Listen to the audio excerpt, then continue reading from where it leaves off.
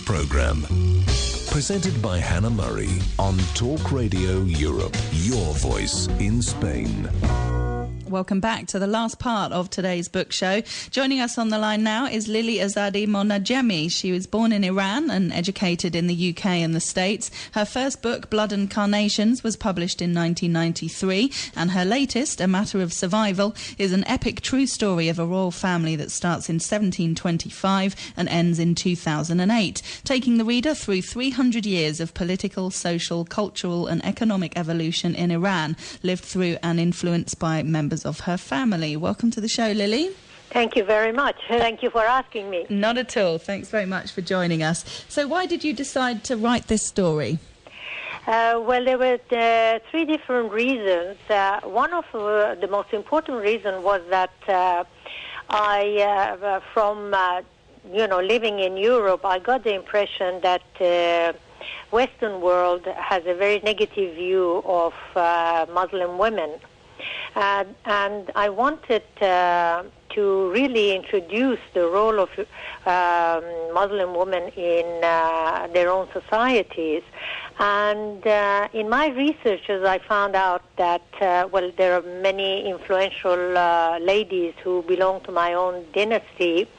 And I thought by telling their stories, I will illustrate what is the role of women in their societies, particularly in their Islamic society, because the Western view of a Muslim woman is that all Muslims in all different countries are treated the same, and they have the same role in the society. But that is not correct, because we are not only the product of our religion, but we are also the product of our culture. And Iranian women, in fact, are highly educated. They are very strong, and they are the strength behind their men. And the women in my book clearly illustrate that.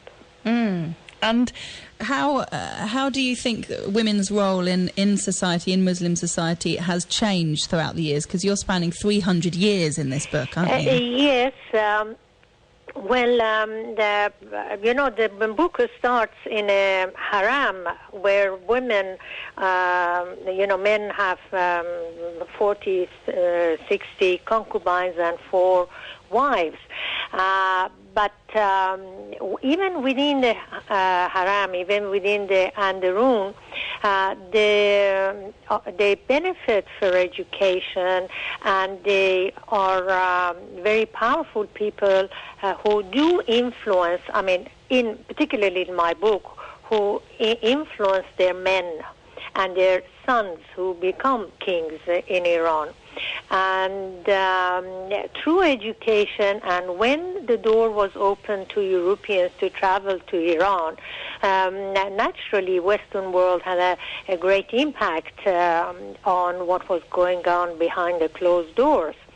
And the beauty of the evolution of the role of women in Iran is that not only they were always liberated as far as finance is concerned, because Muslim women have always had the right of ownership, while most of societies in the West did not benefit from such advantage.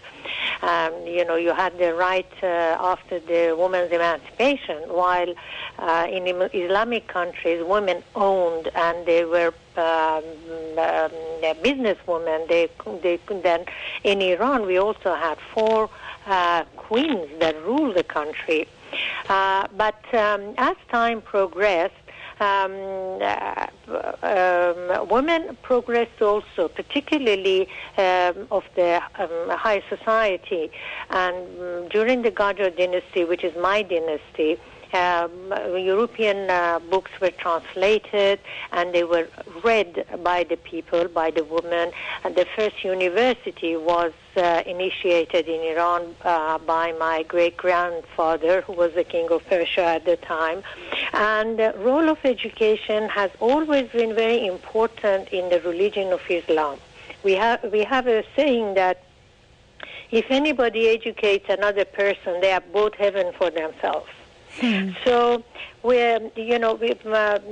the West to think that we are all shackled individuals, it is wrong. And we do have a power within our family, within our society, but it depends on the society in which you live. I mean, you cannot compare a Muslim woman who lived in Saudi Arabia with someone who lives in Iran or in Egypt or in Turkey or in Jordan or in Africa. They all are also products of their society, products of their own cultural values.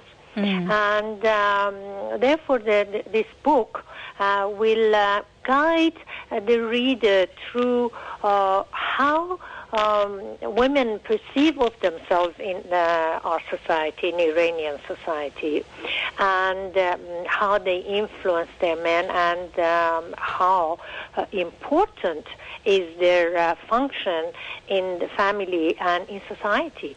In Iran now, even after the Iranian Revolution, you have doctors who are very internationally well known. We have a Nobel Prize winner, for a Peace Prize winner. We have women who teach at the universities. They are professors. I used to teach at university myself.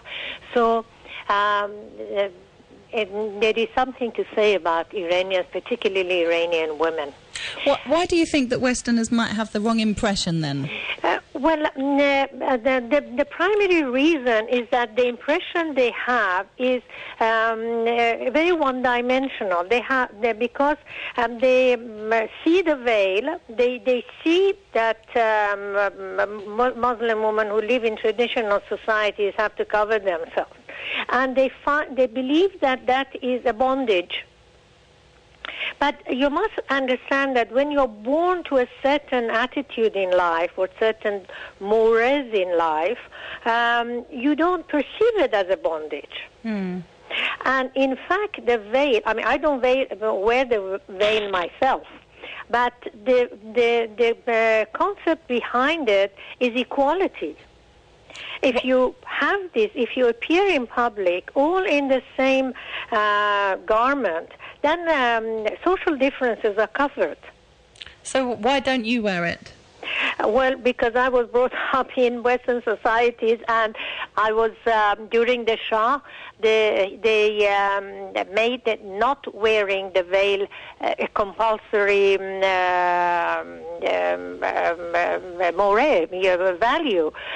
Reza Shah Pahlavi wanted to modernize Iran, therefore he ordered that everybody should come out of the veil.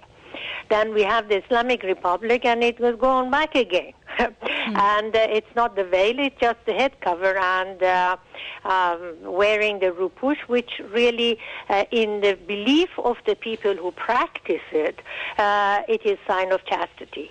It's a sign of being a virtuous person. But these are all subject to the values of the societies in which they are being practiced. Sure. This book must have taken so much research. How long did it take? 7 years. Gosh. But I was very fortunate because I had a lot of correspondences and documents within my own family, because my grandmother was the daughter of Nasiruddin Shah Qajar. Nasiruddin Shah reigned Iran for 50 years, less one night. That was when he was assassinated. And there's lots of, in fact, literature on my dynasty written by the British, because the British had lots of influence in Iran. And between the British and the Russians, their greatest aim was to colonize Iran, but they were not successful because Nasiruddin Shah was a very intelligent king, and he played them against each other so that none of them could win. And Lily, I'm sorry, you can hear the news coming in there. We're at the end of the hour. I'm very sorry. Thank you so much for joining us. If listeners want a copy of A Matter of Survival, it'll be up on our website. Lily Monadjemi, thanks for being with us. Thank you very much. Bye-bye. News on the hour.